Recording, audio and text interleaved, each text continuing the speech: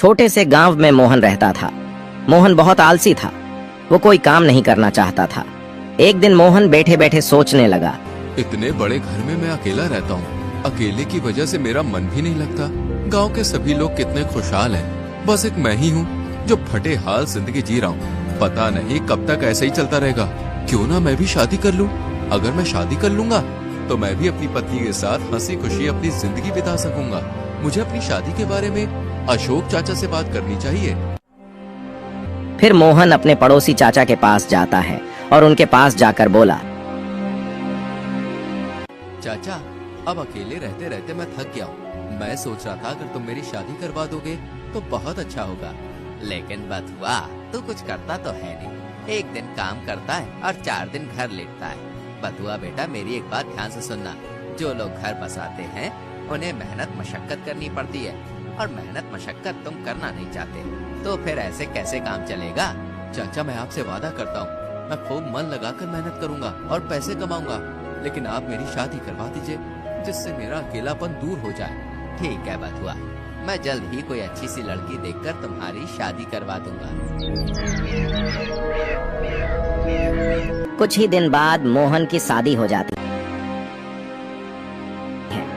जब मोहन अपने पत्नी के साथ घर आया तब घर के हालात देखकर उसकी पत्नी हैरान हो गई और वह अपने मन में सोचती है, हे भगवान, ये घर है या कबाड़ खाना?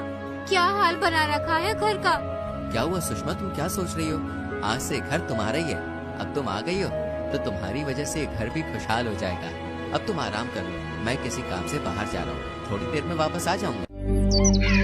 ऐसे ही कुछ दिन बीत गए। जब सुषमा ने देखा कि ऐसे घर में गुजारा नहीं हो सकता है, तब सुषमा मोहन से बोली, आप सारा दिन घर पर सोते रहते हैं, ऐसे कैसे काम चलेगा? आप कुछ करते क्यों नहीं हो? भाग्यवान, अभी थोड़े दिन पहले ही मैं ये सोच रहा था कि मुझे काम की तलाश करनी चाहिए। कब तक सोचते रहोगे? ऐसे सोचने से घर नहीं चलता है, काम धंधा करने से चलता है। अब केवल थोड़ा सा ही आटा बचा है जिससे 2-4 दिन की ही रोटी बन सकती है। अगर तुम काम नहीं करोगे तो भूखा मरने की नौबत आ जाएगी। अरे भाग्यवान, तुम चिंता मत करो। ईश्वर ने चाहा तो मैं जल्द ही कोई काम तलाश कर लूंगा। ऐसे ही कुछ दिन बीत गए और मोहन कोई काम करने का नाम ही नहीं लेता और घर का सारा राशन खत्म हो जाता है। तब सुषमा मोहन से बोली, अब घर में भोजन बनाने के लिए कोई भी सामान नहीं है। मेरी समझ में नहीं आ रहा है कि मैं क्या पकाऊं और क्या तुम्हें खिलाऊं। लगता है अब तो भूखा ही रहना पड़ेगा। तुम परेशान मत हो सुषमा, मैं अभी घर के राशन का इंतजाम करके आता हूँ। ऐसा बोलकर मोहन घर से बाहर चला जाता है। मोहन के जाने के बाद सुषमा सोचती है, हे भगवान, मैंने क्या सोचा था और ये क्या हो गया। ये आदमी तो एकदम निखट्टू है। इसके साथ जिंदगी कैसे कटेगी? ये तो कुछ काम धंधा करना ही नहीं चाहता है। कुछ देर बाद मोहन झोले में सामान लेकर आता है। मोहन के साथ झोला देखकर सुषमा मोहन से बोली, आपके पास तो एक भी पैसे नहीं थे, तो फिर आप ये सामान कहाँ से लेकर आए? अरे भाग्यवान, मैं ये सारा सामान अपने दोस्त सुधीर की दुकान से उधार लाया हूँ। जब मैं कोई काम करूँगा तो उसके पैसे लौटा दूंगा। तुम ये उधार लाए हो? किसी का उधार करना अच्छी बात नहीं है। तुम कुछ करते तो हो नहीं, फिर उधार कैसे चुकाओगे? अगर तुमने समय पर उधार नहीं चुकाया तो आज उधार देने वाले कल इज्जत खराब करेंगे, तब क्या होगा? तब की तब देखी जाएगी। मैं मूर्ख नहीं हूँ, हर चीज का पहले से ही इंतजाम करके रखता हूँ। ऐसे ही कुछ दिन बीत गए। अब जब भी घर का राशन खत्म हो जाता तब मोहन किसी न किसी से उधार राशन लेकर आता। उधार लेने के कारण उस पर बहुत ज्यादा कर्ज हो जाता है। इन सब से परेशान होकर सुषमा अपने घर चली गई।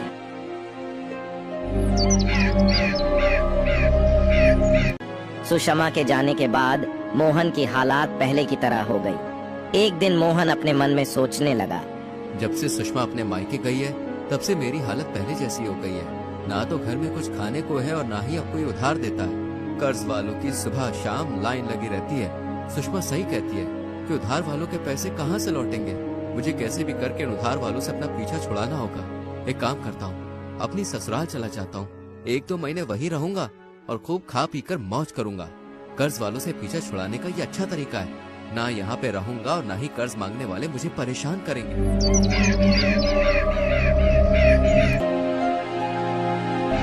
अगले दिन ही मोहन अपने पत्नी के गांव जाने के लिए निकल पड़ा। कुछ ही दूर चलने के बाद मोहन की नजर एक घोड़े पर पड़ती है। मोहन उस घोड़े को देखकर बहुत खुश हो गया। अरे वाह, कितना खूबसूरत घोड़ा है। इससे बेहतर सवारी मेरे लिए और क्या हो सकती है। लेकिन ये घोड़ा है किसका? इसका मालिक कहीं नजर नहीं आ रहा। लगता है ये अपने मालिक की नजर से बचकर भाग गया है। वाह घर वाले वाह, आज तो मजा ही आ जाएगा इस घोड़े की सवारी करके। कुछ दूर जाने के बाद मोहन उस घोड़े पर से नीचे गिर जाता है। हाय मार डाला कमबख्त ने, मैं तो इसे बड़ा सीधा समझ रहा था। लेकिन ये तो एक नंबर का बदमाश निकला। आज मैं इस घोड़े की ऐसी मरम्मत करूंगा कि ये भी जिंदगी भर याद रखेगा कि मेरा भी बथुआ से पाला पड़ा था। रुक, अभी रुक, तुझे मैं अभी मजा चखाता हूँ। मोहन उस घोड़े को वहीं बांध देता है और अपने ससुराल के लिए निकल पड़ता है। कुछ दूर चलने के बाद मोहन अपने ससुराल पहुंच जाता है। अरे दामाद जी, आप? मैं अभी सुषमा से आपके बारे में ही बात कर रहा था। आपकी उम्र तो बहुत लंबी है। आप बताइए, सब ठीक ठाक है ना? हाँ ससुर जी, सब ठीक ठाक है। मुझे आपकी याद आ रही थी, इसलिए आपके दर्शन करने चला आया। पास में ही खड़ी सुषमा सब समझ जाती हैं कि ये झूठ बोल रहा है। पिताजी से मिलने के लिए नहीं, बल्कि ये मुझे ले जाने आया है। अरे सुषमा, तुम खड़ी खड़ी क्या सोच रही हो बेटा? जाओ दामाद जी के लिए पानी वानी लेकर आओ। सुषमा मोहन के लिए पानी लाने चली जाती है। दामाद जी, मैं किसी काम से बाहर जा रहा हूँ, 1-2 घंटे में वापस आ जाऊंगा। कुछ देर के बाद सुषमा मोहन के लिए पानी लेकर आती है। कैसे हैं जी आप? अरे भाग्यवान, मैं तो मौज में हूँ। तुम बताओ, तुम कैसी हो? जी मैं भी ठीक हूँ। आप दूर से चलकर आए होंगे, थोड़ा आराम कर लो। मैं आपके लिए नाश्ता लेकर आती हूँ। कुछ ही देर में सुषमा मोहन के लिए मिठाई लेकर आती है। मिठाई को देखकर मोहन सुषमा से बोला, अरे भाग्यवान, तुम ये मिठाई क्यों लाई हो? मिठाई खा खा कर तो मेरा जी भर गया है। अब तो मेरा मिठाइयों की तरफ देखने का भी मन नहीं करता। मोहन की ऐसी बात सुनकर सुषमा अपने मन में सोचती है, लगता है अब इनका काम धंधा अच्छा चल रहा है, तभी तो ये मिठाइयाँ खाने से मना कर रहे हैं, वरना ये तो बहुत मिठाई खाते थे। अरे भाग्यवान, क्या सोच रही हो? लाओ ये मिठाई मुझे दे दो। अब तुम मेरे लिए इतने प्यार से मिठाई लाई हो, इसलिए थोड़ी बहुत तो खानी पड़ेगी। जा, अब तुम मेरे लिए कुछ खाने का इंतजाम करो, मुझे बहुत तेज भूख लगी है। सुषमा मोहन के लिए खाना बनाने चली जाती हैं। तभी द्वार पर कुछ हलचल होने लगी। तब मोहन घर से बाहर निकलकर लोगों से कहता है, अरे भैया, इतना शोर क्यों मचा रखा है? क्या बात हो गई? दामाद जी, इस आदमी का घोड़ा कहीं भाग गया है। पूरे 5 दिन हो गए, लेकिन अभी तक इसका घोड़ा नहीं मिला। अपने ससुर की ऐसी बात सुनकर मोहन अपने मन में सोचने लगा, कहीं इस आदमी का घोड़ा वही तो नहीं है जिसे मैं पेड़ से बांध करके छोड़ आया हूँ? पता नहीं इस वक्त मेरा घोड़ा कहाँ होगा। मैं उसे बिल्कुल अपने बेटे की तरह रखता था। आप घबराइए मत, आपका घोड़ा जल्दी मिल जाएगा। जरा आप मुझे अपना हाथ दिखाइए। फिर वो आदमी मोहन को अपना हाथ दिखाता है। तुम्हारा घोड़ा किसी दुश्मन ने गांव के बाहर वाले जंगल में एक पेड़ से बांध रखा है। लेकिन दामाद जी, आप इसका हाथ देखकर इतने विश्वास से कैसे बता सकते हो कि घोड़ा बाहर वाले जंगल में पेड़ से बंधा है? वो सब तो आपको मैं बाद में बताऊंगा। पहले आप जल्दी से घोड़े को लेने जाओ, इससे पहले कि उस घोड़े को कोई और खोलकर ले जाए। वो आदमी जल्दी से अपने घोड़े खोजने के लिए जंगल में निकल पड़ता है। कुछ देर खोजने के बाद उसका घोड़ा एक पेड़ से बंधा था।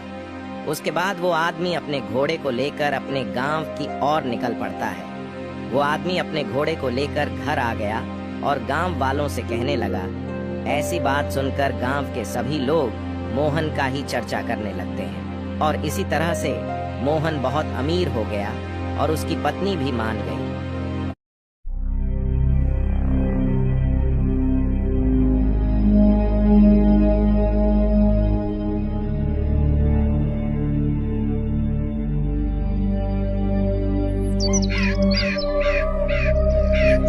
एक छोटे से गांव में जगन नाम का एक बेहद सीधा साधा और ईमानदार आदमी अपनी पत्नी रुक्मणी के साथ रहता था। जगन बहुत ही गरीब था। वो दिन रात मेहनत और लगन से काम करता था, लेकिन फिर भी जगन गरीब ही था। वो कभी मेहनत मजदूरी करता तो कभी खेतों में काम करता था, ताकि उसके घर का खर्चा चल सके। जैसे जैसे वक्त बीत रहा था, उसकी गरीबी और भी बढ़ती जा रही थी। एक दिन जगन अपनी पत्नी से बोला, रुक्मणी, मैं चाहता हूँ कि मैं किसी दूसरे शहर में जाकर काम करूँ। यहाँ दिन रात मेहनत करने के बाद भी हम गरीबी हैं। दूर दराज के शहरों में मेहनत कम करनी पड़ती है और पैसे भी ज्यादा मिलते हैं। इसलिए अब मैंने सोच लिया है कि मैं किसी दूसरे शहर में जाकर ही काम करूँगा। अगर तुम चले जाओगे तो मैं घर में अकेली कैसे रहूंगी? मैं नहीं चाहती तुम बाहर जाकर काम करो। मुझे ज्यादा पैसों का लालच नहीं है। मैं कम पैसों में भी गुजारा कर लूंगी। तुम सही सलामत रहो, मेरे लिए बस यही काफी है। मैं जानता हूँ रुक्मणी, तुमने तो हमेशा दुख तकलीफ में मेरा साथ दिया। अब मुझसे ये सब देखा नहीं जाता।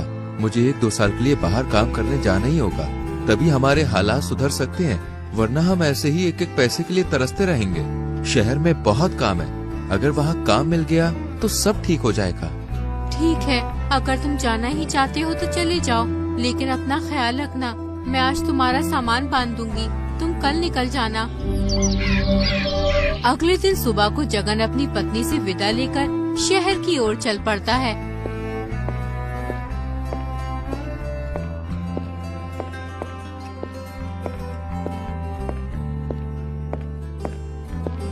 पूरा दिन चलने के बाद वो शहर पहुंच जाता है। इस नए शहर में जगन को कोई जानने वाला नहीं था, इसलिए वो सोचने लगता है, किसी भी तरह मुझे रात गुजारने का इंतजाम करना होगा और फिर मैं अगले दिन काम तलाश करूँगा। जगन रात भर रुकने के लिए घर के पास जाता है। तभी घर का मालिक बाहर आता है और जगन से कहता है, भैया, मैं गांव से आया हूँ और अब रात हो गई है। मुझे रात भर रुकने के लिए कोई जगह चाहिए। अगर आप मुझे रात भर रुकने के लिए अपने घर में जगह देंगे तो आपका बड़ा एहसान होगा। तुम गांव से आए हो या कहीं और से, मुझे इससे कोई फर्क नहीं पड़ता। मैं तुम्हें जानता नहीं, पहचानता नहीं, तो मैं अपने घर में तुम्हें कैसे ठहरा सकता हूँ? बहुत से लोग शहर में काम करने आते हैं, तुम कोई नए नहीं हो। अरे जाओ कहीं और देखो। बेचारा जगन बगैर कुछ कहे आगे चल पड़ा।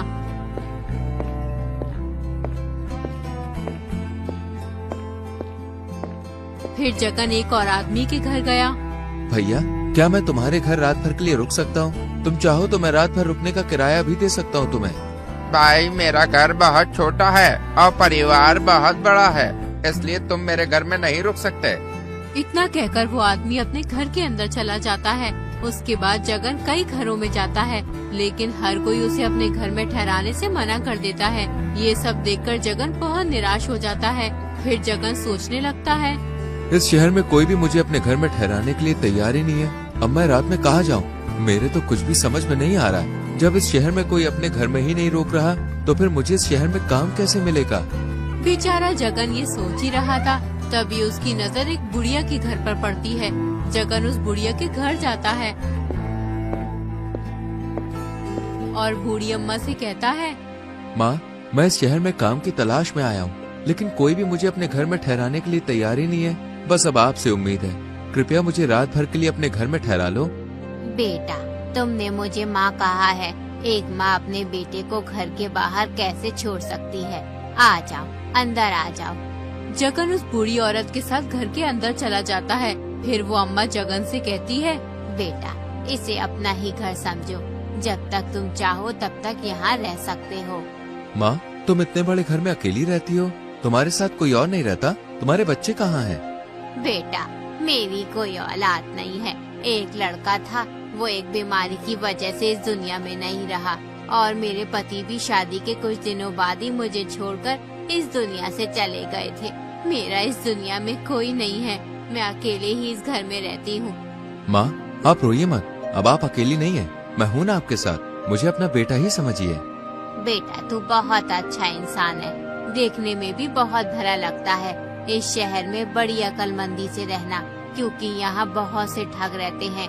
वो नए आदमी को देखकर उसे ठग लेते हैं। माँ, मैं ध्यान रखूंगा, आप परेशान मत होइए। अगले दिन जगन काम की तलाश में निकल जाता है।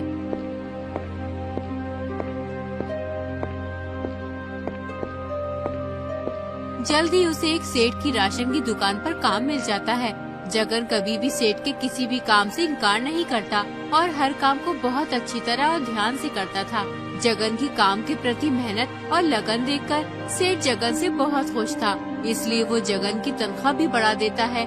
जगन अपनी कमाई से सिर्फ उतना ही खर्च करता था जितने में उसकी जरूरत पूरी हो सके। और बाकी के बचे हुए पैसे एक छोटी सी थैली में जोड़ता रहता था। एक दिन जगन सोचता है, जब मैं 1000 रुपए जोड़ लूंगा उसके बाद अपने बीवी बच्चों के पास लौट जाऊंगा और फिर गाँव में कोई अच्छा सा कारोबार करूंगा। इस तरह जगन कई साल कड़ी मेहनत करता है और वो 1000 रुपए इकट्ठे कर लेता है। एक गरीब आदमी के लिए 1000 रुपए बहुत बड़ी रकम थी, इसलिए जगन बूढ़ी अम्मा से कहता है, माँ, अब मेरे पास 1000 रुपए हो गए। मुझे इस बात की चिंता अगर किसी कारण मेरी ये रकम कहीं खो गई या किसी ने छीन ली तो बड़ा ही अनर्थ हो जाएगा। इसलिए इस रकम को अपने साथ लिए फिरना तो बहुत बड़ी बेवकूफी होगी और इस घर में छिपा कर रखना भी सही नहीं है। क्या पता मुझे कोई पैसे छुपाता हुआ देख ले और बाद में वो मेरे पैसे चुरा कर ले जाए, फिर मुझे खाली हाथ ही घर लौटना पड़ेगा। आजकल किसी पर विश्वास नहीं किया जा सकता। बहुत से बदमाश और बुरे लोग रहते हैं इस शहर में, इसलिए अब मुझे अपने घर चले जाना चाहिए। बेटा तू सही कहता है, लेकिन बेटा तू अभी अपने गांव क्यों जा रहा है? थोड़े दिन और रुक जा। माँ, रुकना तो मैं भी चाहता हूँ, लेकिन मैं इन पैसों की वजह से जा रहा हूँ। बेटा तू एक काम कर, अपने ये पैसे शहर के मशहूर सूदखोर धनराज के पास रख दे। तेरी रकम उसके पास सुरक्षित रहेगी और जब कभी भी तू अपने घर जाए तो धनराज से अपनी रकम ले लेना। लेकिन माँ, मैं उस सूदखोर के पास अपने पैसे कैसे रख सकता हूँ? क्या पता वो कल को पैसे देने से मुकर जाए तो? बेटा धनराज बहुत ही ईमानदार और नेक आदमी है, तुम बेफिक्र होकर उसे अपने पैसे दे सकते हो। बहुत से लोग हैं जो उसके पास अपने पैसे रखते हैं। बूढ़ी अम्मा की बातों में आकर जगन अपने 1000 रुपए ले जाकर धनराज सूदखोर के पास पहुंच जाता है। सूदखोर जगन से बोला, कौन हो तुम और यहाँ किस लिए आए हो? पहले कभी तुम्हें नहीं देखा। हुजूर, मेरा नाम जगन है। मैं इस शहर का रहने वाला नहीं हूँ। मैं तो गांव से यहाँ पर काम करने आया हूँ। मैंने कई साल मेहनत करके 1000 रुपए इकट्ठे किए हैं। अब मैं अपनी ये रकम आपके पास अमानत के तौर पर रखने आया हूँ। आपके पास मेरे पैसे सुरक्षित रहेंगे। जब तक मैं इस शहर में रहता हूँ और काम करता हूँ, तब तक मेहरबानी करके ये रकम अपने पास रख लीजिए। सूदखोर ने जल्दी से जगन से थैली ले ली और फिर बोला, तुम्हें अपनी रकम रखने के लिए इससे बेहतर जगह मिलेगी भी नहीं, इसलिए अब तुम बेफिक्र रहो। तुम्हारी ये रकम मेरे पास सुरक्षित रहेगी। अब तुम बगैर किसी चिंता के अपने घर जा सकते हो और जब भी तुम्हारा मन करे अपने पैसे वापस ले जाना। सूदखोर की बात सुनकर जगन बेफिक्र होकर खुशी खुशी अपने घर चला जाता है।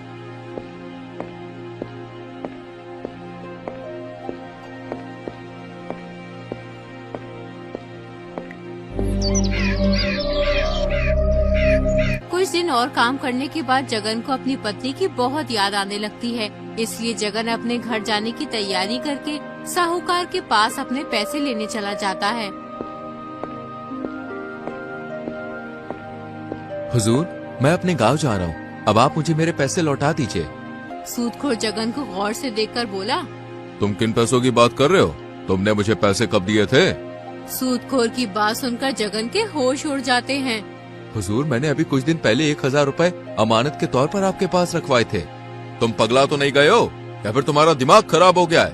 1000 रुपए, अरे इतनी बड़ी रकम तुम्हारी 7 पीढ़ियों में भी किसी ने नहीं देखी होंगी। वैसे तुम्हारे पास कहाँ से आए 1000 रुपए और तुम्हारे पास क्या सबूत है कि तुमने मुझे 1000 रुपए दिए थे? हुजूर, मेरे पास सबूत तो कुछ नहीं है। लोग कहते हैं कि आप बहुत ईमानदार हो, इसलिए मैंने पैसे देते वक्त आपसे कोई सबूत नहीं लिया। जगन सूदखोर को अपने 1000 रुपए याद दिलाने की बहुत कोशिश करता है, लेकिन सूदखोर जगन की एक बात नहीं सुनता और उसे घर से बाहर निकाल दिया। बेचारा जगन कमजोर और लाचार रोता हुआ बुढ़िया के घर की ओर चल पड़ा और खुद से कहने लगा, हे ईश्वर, मेरी सालों की मेहनत, मेरी जमा पूंजी सब लुट गई। कुछ नहीं बचा। मैंने क्या सोचा था और क्या हो गया? उस बदबख्त साजिशखोर ने मुझे कहीं का नहीं छोड़ा। हे ईश्वर, अब मैं क्या करूं? जगन दुखी होता हुआ बुढ़िया के घर पहुंच जाता है। जगन को रोता हुआ देख बुढ़िया जगन से कहती है, जगन बेटा, क्या हुआ? तू रो क्यों रहा है? तू तो धनराज से अपने पैसे वापस लेने गया था। हाँ, मैं बर्बाद हो गया। मेरी जमा पूंजी सब लुट गई। वो सूदखोर ने मेरी रकम देने से इनकार कर दिया। वो कह रहा था, मैंने तुझे पहले कभी नहीं देखा, तू मुझे पैसे देकर कब गया था? तू कोई बहरूपिया है जो झूठा आरोप लगाकर मुझे बदनाम करना चाहता है। उसने अपने नौकरों से मेरी पिटाई करवाकर मुझे घर से बाहर निकाल दिया। बेटा, ये सब मेरी वजह से हुआ है। मैंने ही तेरे से उस सूदखोर के पास पैसे रखने के लिए कहा था। मुझे नहीं पता था वो धनराज सेठ इतना बड़ा बेईमान और धोखेबाज है। माँ, तुम अपने आप को दोष मत दो, इसमें तुम्हारी कोई गलती नहीं है। तुमने तो मेरे भले के लिए ही कहा था, लेकिन होना तो वही था जो ईश्वर को मंजूर था। बेटा अब तू क्या करेगा? उस बेईमान आदमी से अपने पैसे कैसे लेगा? माँ, अब मैं कुछ नहीं कर सकता। अब मुझे खाली हाथ ही अपने घर लौटना होगा। बूढ़ी अम्मा और जगन आपस में बात ही कर रहे थे। तभी एक औरत बूढ़ी अम्मा के घर आती है। उसका नाम सुमन होता है। वो दोनों को उदास देखकर बोलती है, क्या बात है, आप दोनों इतने उदास क्यों हो? क्या बताऊं बहन, मेरे साथ बहुत बड़ा धोखा हो गया। मैंने कई साल दिन रात मेहनत करके 1000 रुपए इकट्ठा किए थे। ना कभी पेट भर खाना खाया और ना कभी पूरी नींद ली। फिर जगन ने सुमन को सारी बात बताई कि किस तरह उस सूदखोर ने उसे धोखा देकर उसके सारे पैसे हड़प लिए। बेटी, लोग कहते हैं कि धनराज बहुत ही नेक और ईमानदार आदमी है, इसलिए जगन मेरी बातों में आकर उसके पास अपने पैसे रखाया था। आप दोनों परेशान मत होइए, मेरे पास एक तरकीब है। अगर ये तरकीब कामयाब हो गई तो उस सूदखोर की अकल ठिकाने लग जाएगी और तुम्हारे पैसे भी तुम्हें मिल जाएंगे। फिर सुमन बूढ़ी अम्मा से एक संदूक मांगती है। बूढ़ी अम्मा से संदूक लेकर सुमन बोलती है, माँ, अब मैं और जगन भैया सूदखोर के पास जा रहे हैं, आप भी हमारे साथ चलो। सुमन सिर पर संदूक रखकर बूढ़ी अम्मा और जगन के साथ सूदखोर के घर की ओर चल पड़ती है। जब सूदखोर का घर थोड़ी दूर रह जाता है तो सुमन बूढ़ी अम्मा से कहती है, अम्मा, आप यहीं खड़ी होकर हमारा इंतजार करो और जब तक सूदखोर जगन भैया के पैसे न दे दे तब तक तुम हमारे पास मत आना। जैसे ही सूदखोर जगन भैया के पैसे दे देगा तो जगन भैया तुम्हारे पास आ जाएंगे। फिर तुम सूदखोर के घर आना और कहना, बहू बेटा व्यापार करके आ गया है, वो तुम्हें बुला रहा है, जल्दी चलो। ठीक है बेटी, मैं ऐसा ही करूँगी।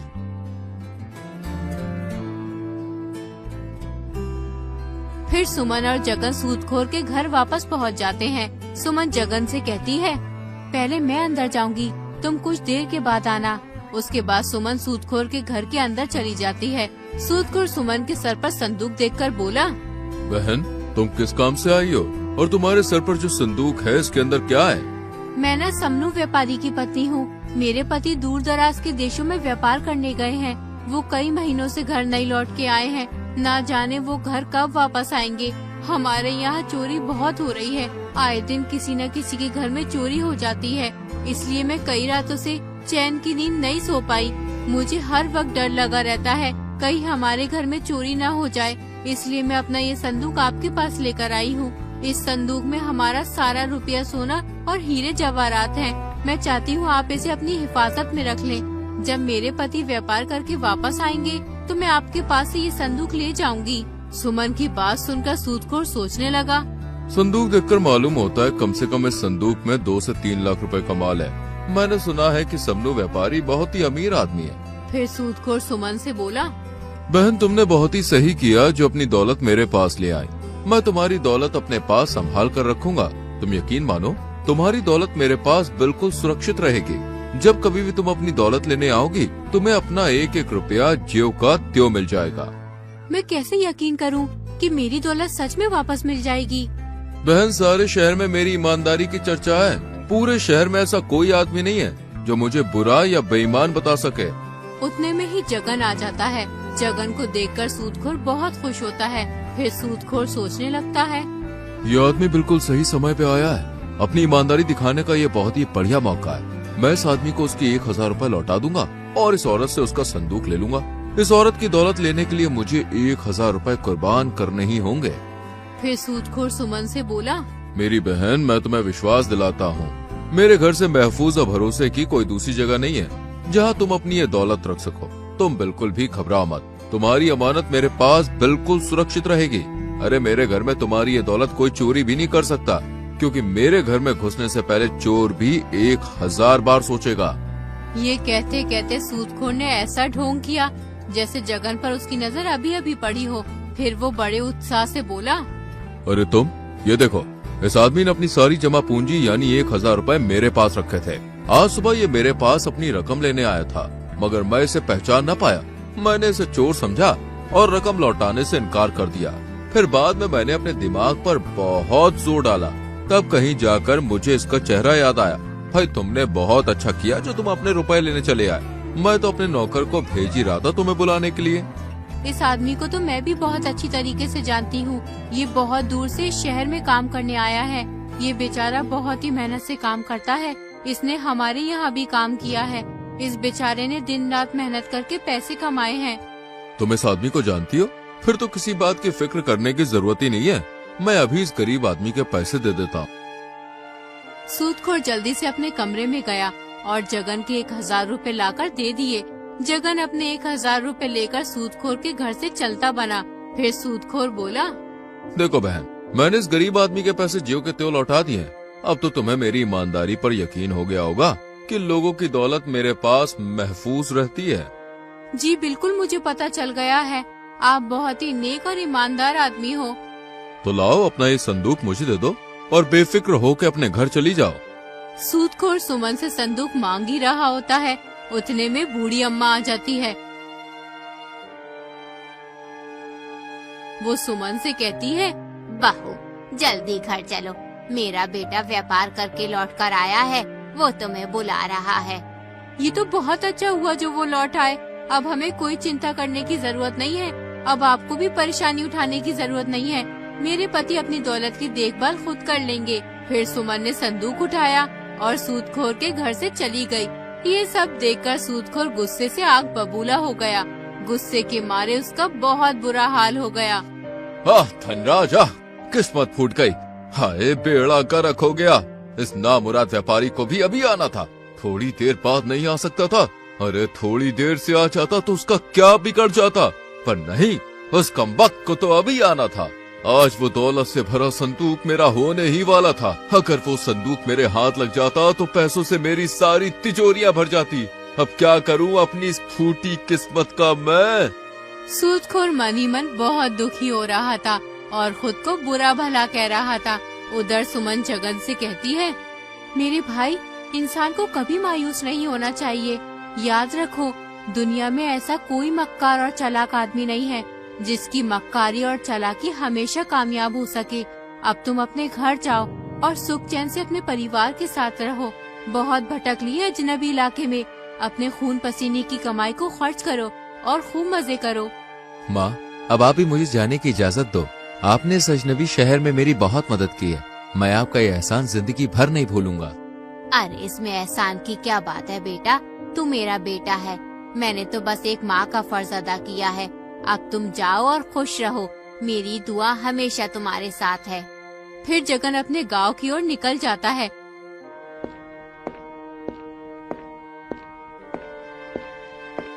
कुछ ही देर में वो अपने घर पहुंच जाता है।